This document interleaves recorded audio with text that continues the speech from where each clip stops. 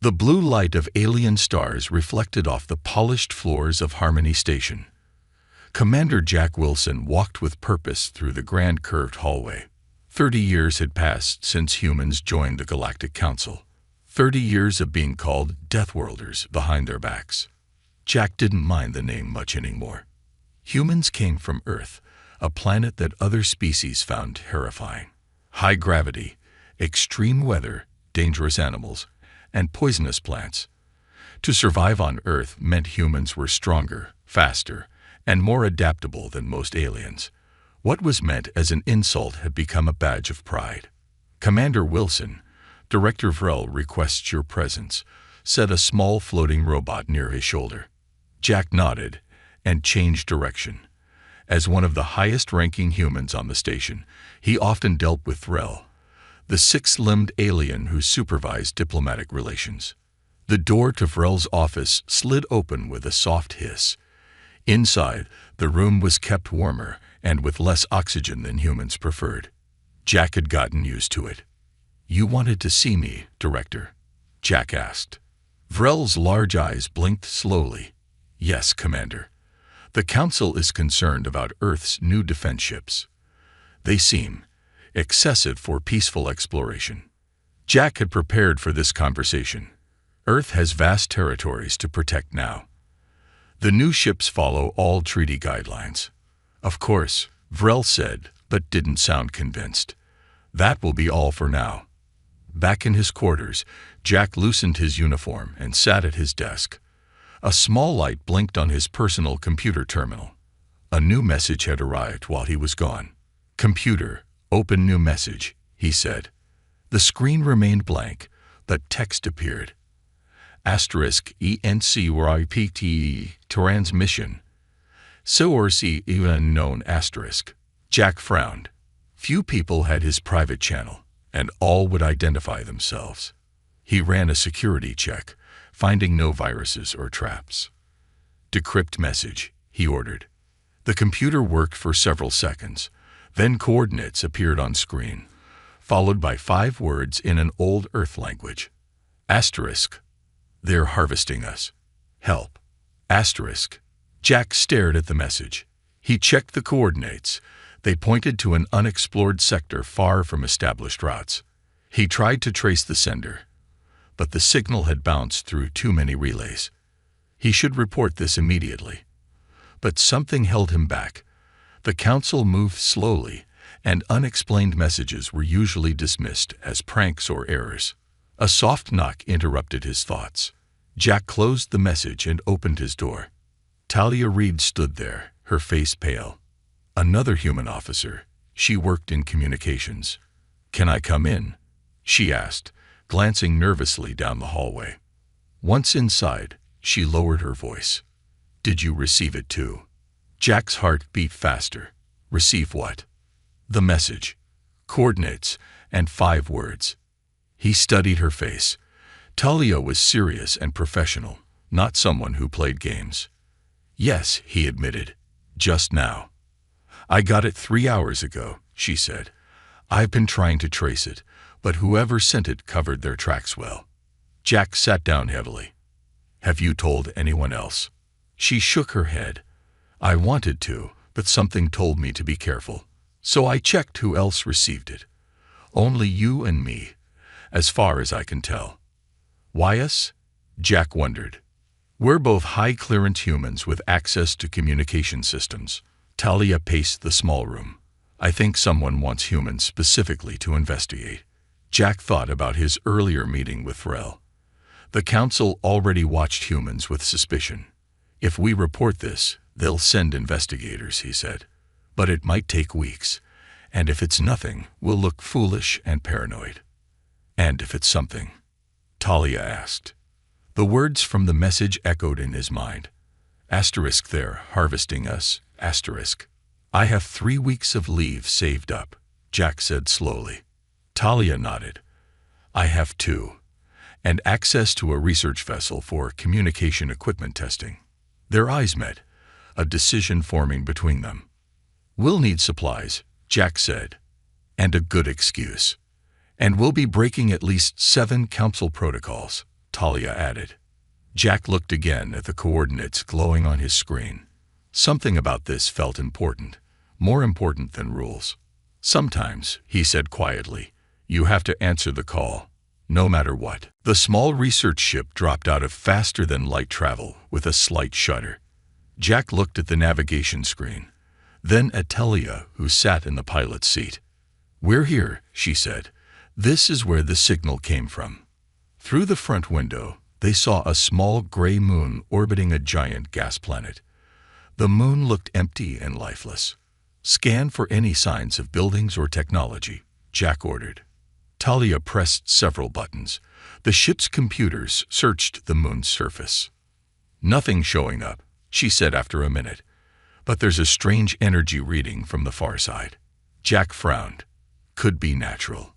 Could be shielded," Talia countered. They flew around to the far side of the moon. The surface looked the same, just gray rocks and dust. But the energy readings grew stronger. "There," Jack pointed to a flat area between two small hills. "Land there." They put on spacesuits and stepped onto the moon's surface. Their boots kicked up small clouds of dust in the low gravity. "The reading is coming from about half a mile that way," Talia said, looking at a small device in her hand. They walked carefully over the uneven ground. When they reached the spot, they found nothing but more rocks and dust. "I don't understand," Talia said. "It should be right here." Jack bent down and picked up a handful of the gray dust.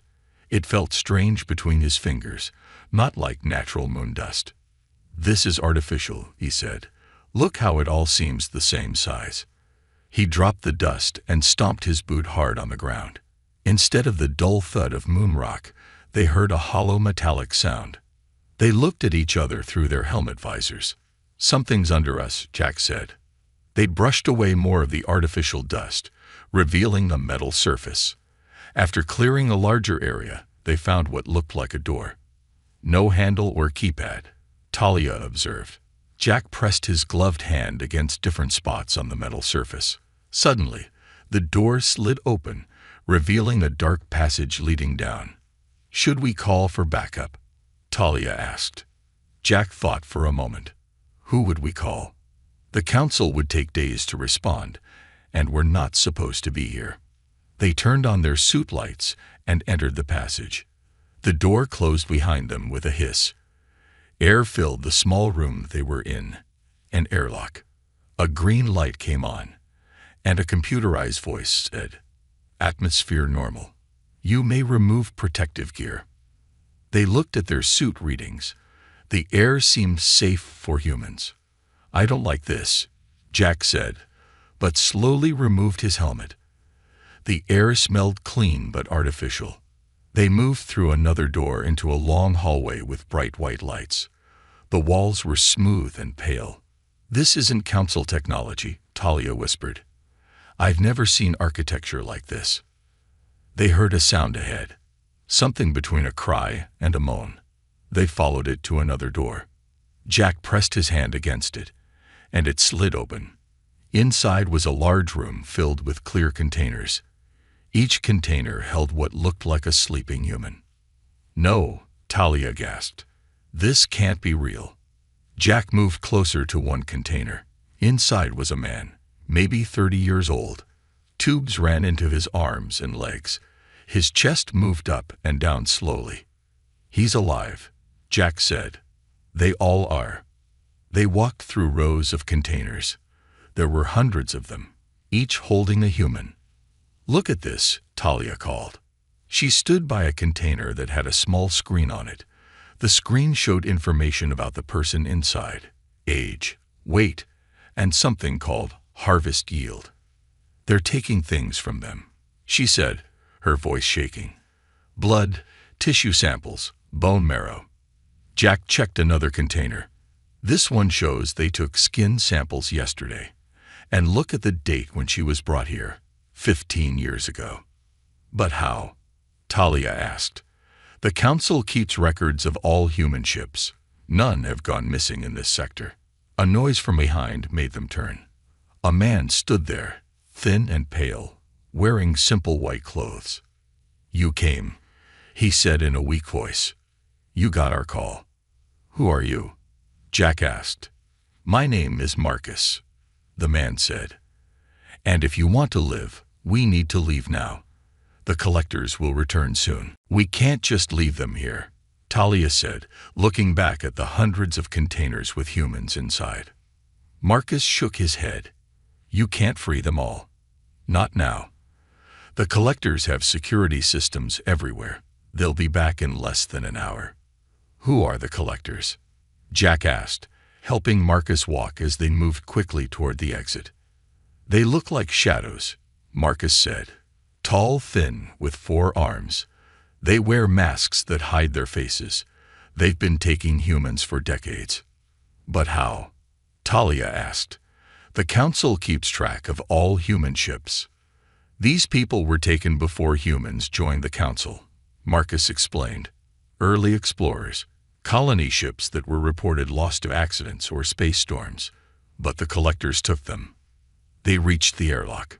Jack and Talia put their helmets back on, and Jack helped Marcus into a spare suit they had brought. "Why are they collecting humans?" Jack asked as they stepped onto the moon's surface. "Our DNA," Marcus said through the suit radio. "Humans can survive conditions that would kill most species. The collectors study us, take samples, run experiments." They hurried back to the ship. Just as they reached it, a large shadow fell over them. They looked up to see a black ship descending from orbit. "Collectors," Marcus gasped. "Run." They scrambled into their ship. Talia jumped into the pilot's seat and started the engines. The ship lifted off just as the collector vessel landed near the hidden facility. "They'll follow us," Marcus warned. Jack went to the weapon controls. "Let them try." The collector ship rose from the surface, growing larger in their view screen. "Hold on," Talia said. She pushed the engines to maximum, and the stars blurred as they jumped to faster than light speed. 3 days later, they arrived back at Harmony Station. Jack had sent a message ahead, requesting an emergency meeting with the Council. In the Grand Council chamber, representatives from 27 species sat in a circle.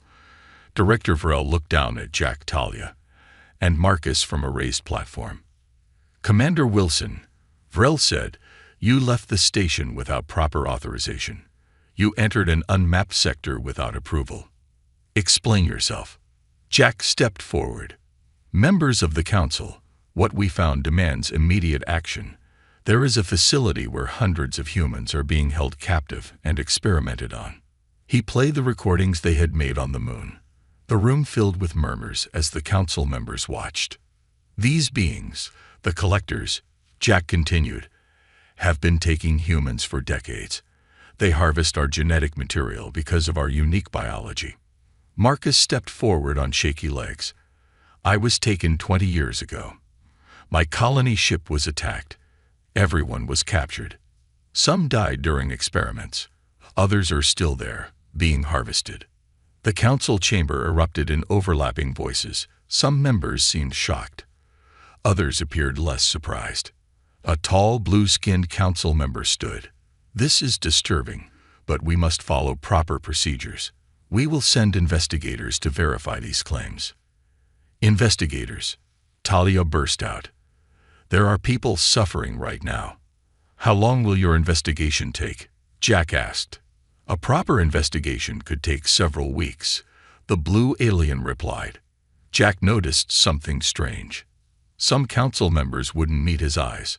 Others shifted uncomfortably in their seats. "You knew," he said suddenly. The room went quiet. "Some of you already knew about this." Director Vrel's face remained perfectly still. "That is a serious accusation, Commander." "Is it true?" Jack demanded. After a long silence, an old Council member with gray skin sighed. "Some reports reached us over the years. They were considered unreliable." "Unreliable."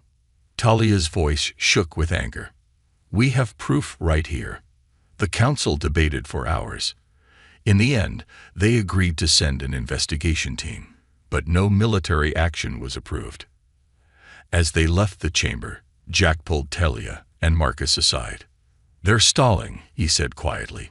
Some of them have known about this for years and did nothing.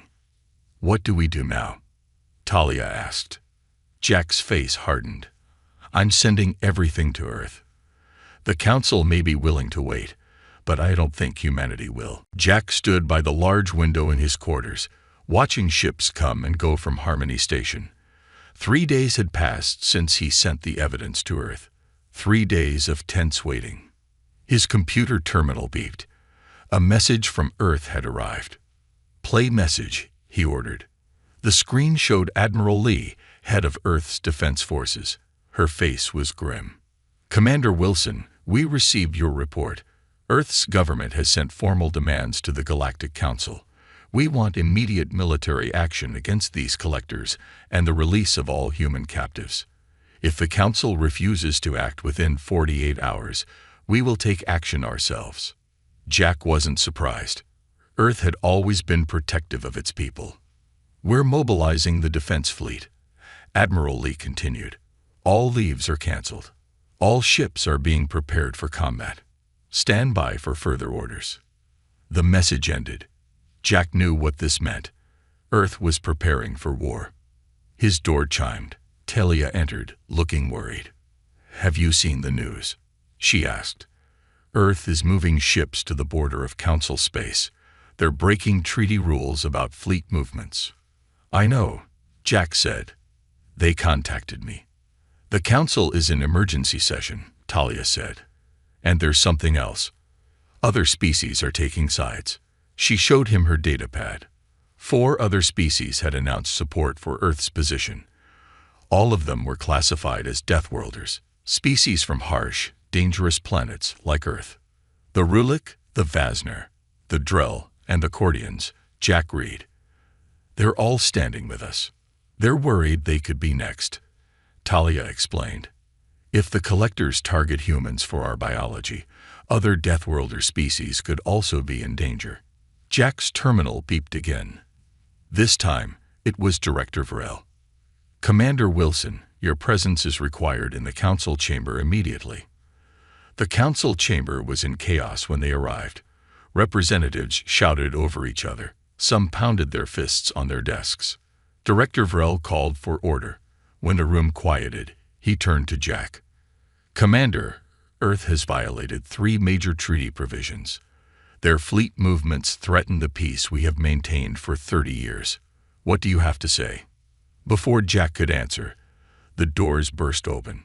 Marcus entered, followed by Talia, who looked surprised to see him there. I found something, Marcus announced. He held up a small data device. In the confusion after the council meeting, I went to the archives. I needed to know why some council members weren't surprised by our discovery. He plugged the device into the main display.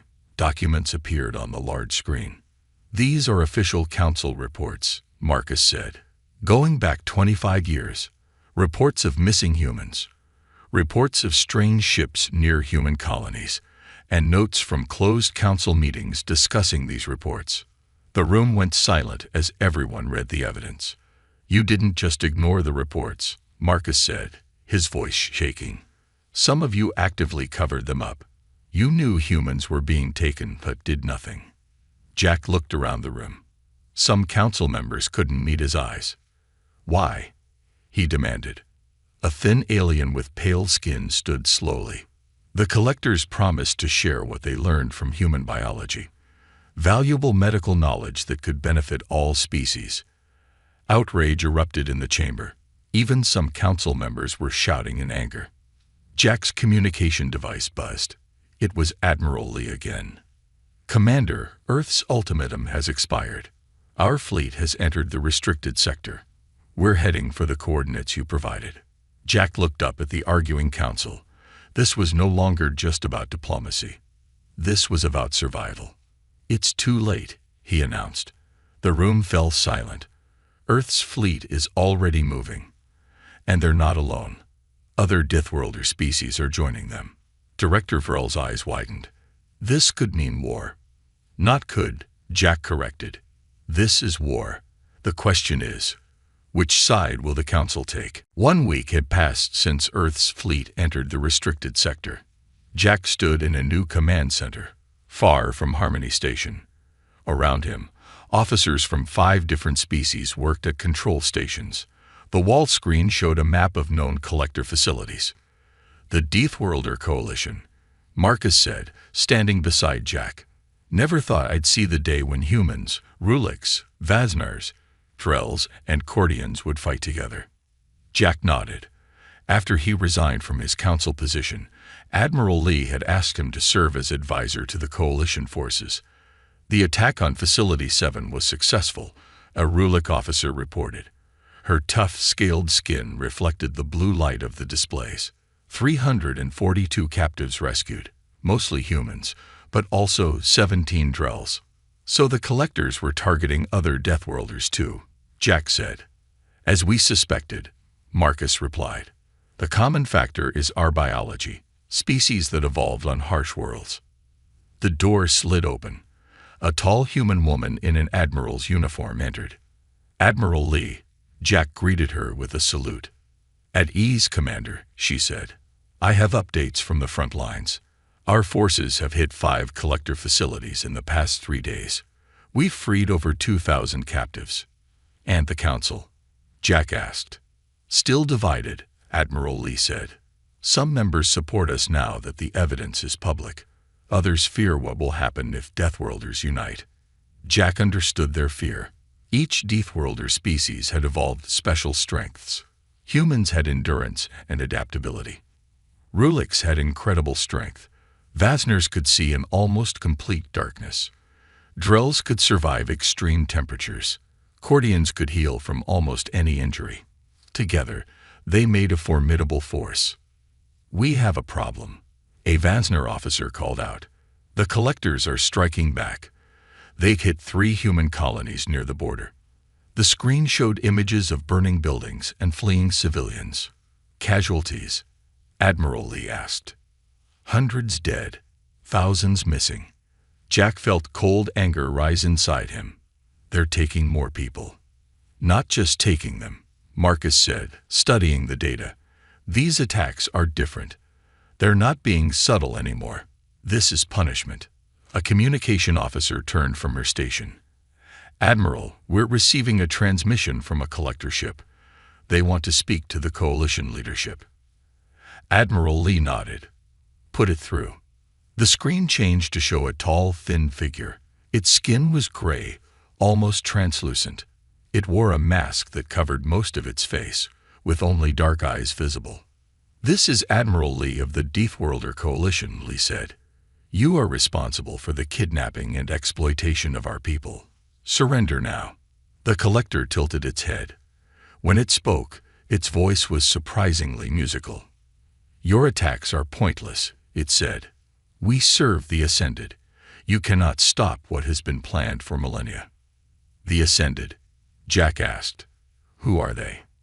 The first spacefaring race, the collector replied. The ones who seeded the galaxy with life. They have the right to harvest what they created. Marcus stepped forward. I spent years in your facilities. I never heard of these Ascended. Because you were merely raw material, the collector said. The final harvest approaches. The Ascended require genetic material from successful adaptive species to complete their transformation. Admiral Lee's face hardened. Whatever your plan is, it ends now. Return our people and withdraw from our territories. The collector seemed to smile behind its mask. You misunderstand your place in the universe. You exist to be harvested. That is your purpose. The screen went dark. They cut the transmission. The communication officer reported. The room was silent for a moment. Then Admiral Lee turned to Jack. Now we know who's really behind this, she said. These Ascended are the real enemy. Jack nodded. And they've been planning this for thousands of years. We need to find them, Marcus said. The collectors are just their tools. Admiral Lee straightened her uniform. Then we follow the tools to find the hand that holds them. All coalition forces will focus on capturing a collector command center intact. We need their data. Jack looked at the star map. at the red dots marking known collector facilities. "The Deathworlders didn't start this war," he said quietly, "but we're going to finish it." The Coalition Command Center buzzed with urgent activity. Jack leaned over a display table, studying the holographic image of a large collector ship. 2 days ago, Coalition forces had captured the vessel intact along with its computer systems. "What have we learned?" Admiral Lee asked as she entered the room. Marcus looked up from his datapad. After being freed, he had become their expert on collector technology and behavior. "The Ascended are real," he said, "and they're far more dangerous than we imagined." He pressed a button, and the hologram changed to show a star map. A red circle appeared around a star system near the center of the galaxy. "This is where they are," Marcus explained. "Their home system. They've been there for over 50,000 years, mostly sleeping. They wake up every few thousand years to check on their harvest." "What exactly are they harvesting?" Jack asked. "Genetic adaptations," Marcus said. "The Ascended believe they created all life in the galaxy as an experiment. They want species to evolve in different environments, developing useful traits. Then they collect those traits to improve themselves." Admiral Lee's face showed disgust. "They're treating sentient species like a genetic library. And now they're preparing for something called the final harvest," Marcus continued. "They plan to take thousands of beings from each Deathworlder species." Before anyone could respond, alarms blared throughout the command center. The main screen flickered and changed. It showed a being unlike any Jack had seen before. It was tall and slender, with pale golden skin that seemed to glow. Its eyes were large and completely black. When it spoke, its voice was deep and musical. "People of the galaxy," it said, "I am voice of the Ascended. For millennia, we have guided the development of life. Now we claim our due." The image changed to show massive ships appearing near major worlds throughout the galaxy. "The time of the final harvest has come," the voice continued. "All Deathworlder species will submit representatives for genetic collection. This is not a request. It is the natural order of the universe. The being listed numbers, how many individuals each species must surrender. For humans, the number was 10,000. You have 3 days to comply," the voice finished. "Resistance will result in planetary cleansing." The screen went dark. The command center erupted in chaos.